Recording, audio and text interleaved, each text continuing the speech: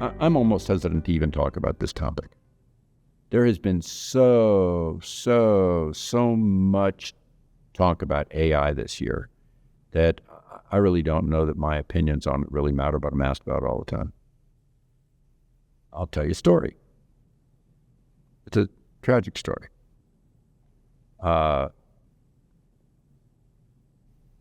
a woman I know, a little bit lonely, widower, approached through AI with a phony face and phony image of a person, romancing her, who embezzled quite a lot of money from her.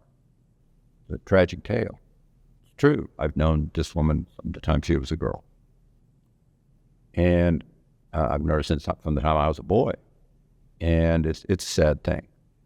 One of the biggest impacts of AI will be that continuation of the process that has moved steadily through our world, through most of my life, basically through my adult life, where crime has gotten sneakier and trickier and in many ways much more evil than it once upon a time was, when it was more blunt and direct and not so much. We still have plenty of that blunt and direct in the world too, but now we've got this kind of sneaky feature that AI really enhances in the bad side of things. It also, on the bad side of things, enhances people's overconfidence as they would use it, that what they're doing is actually right when it may not be right. On the positive side, let me just say first, stop and think about what AI actually is. It's pre-programmed algorithms to solve pre-thought and programmed problems. Just a lot of them. So in that, it doesn't think like supposed real intelligence thinks. It isn't going to create novel, never yet done creations. It's going to spew correctly what's been programmed into it to spew. And in that, it will become a tremendous labor saver. It will become a tremendous ability to replicate things in volume that couldn't be replicated easily before. It will allow things to be synthesized perfectly. In that regard, it will destroy many jobs, while, like has been true with technology almost always, creating other new ones. I mean, this really started as we started moving away from a pure agricultural world. I want to go back and take a second on that agricultural world for your benefit. Once upon a time, when my grandfather was a young man, the agricultural employment sector was over half of the total U.S. labor force. Today, we produce a lot more agricultural output than we ever did in those days, with it being a couple of percent of the U.S. labor force. What did that? The implementation of all kinds of forms of technology into agriculture, better forms of tractoring and equipment, things that never existed when my grandfather was 25 years old in the year 1900. The fact is that that technology wiped out some kind of jobs while creating many others that were parallel into all of the kind of things that had to be made for those technologies that improved agriculture.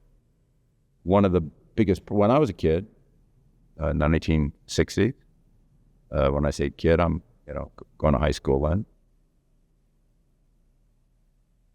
Kids chose to go to college, or they chose to go into the trades. And those were both perfectly viable forms. Some guy'd want to be going to some great college. Some other gal would want to go and be a person that took reservations for a travel agency, which is now largely replaced by technology. Or some guy wanted to be a Maytag repairman, which is largely replaced by technology. Or some guy wanted to be a builder, which is still, a framer, let's say, in house construction, which is still largely as it was then. But as technology would replace the Maytag repairman or the travel agent in ways that you know fairly well, those people had to learn to retrain into other positions, and so they get impinged by the technology wiping out their job, but the world creates new, different, and better jobs that require a whole lot less onerous, brutish reality than the agricultural worker in 1900 had to undergo. AI will just extend that same process again. People will have to train more for the future jobs. The future jobs will require more of them in their brain differently than in the past, but it will also wipe out many jobs that have been replicated before. The replicative part that just repeats over and over is largely boring and mundane. The data collection, displaying it in a format that's palatable to the consumer. These are all things that the AI will be able to do and enhance our lives. We need to embrace that while also being sure to be ever more on guard for the evil side, which will come with it assuredly as people try to engage in crime. I, as you may know, live in Dallas, Texas, and in the great state of Texas. And I was reading about the first train robbery in Texas by Sam Bass and his gang in 1877. This is 2 years after my grandfather was born. And interestingly, Sam Bass only lived another year after that and died at the age of 27. That's a pretty tough way to go, and it's a pretty good incentive that crime doesn't pay.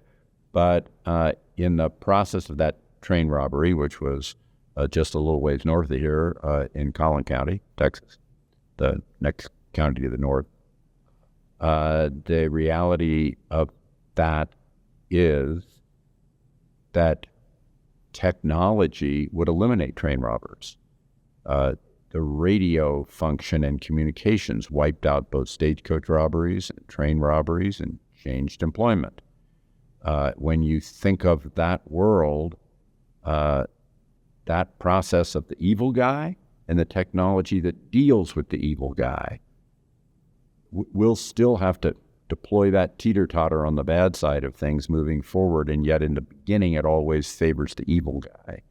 And so both of these realities, the good and the bad, will be what AI will confront us with. We will learn to live with it. Life will be good and better, just as life is better today than it was when my grandfather was a young man in 1900.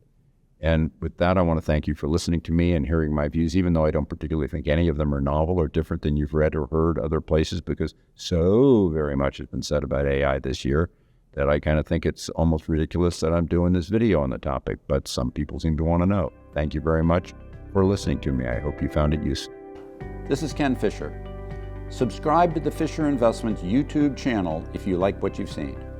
Click the bell to be notified as soon as we publish new videos.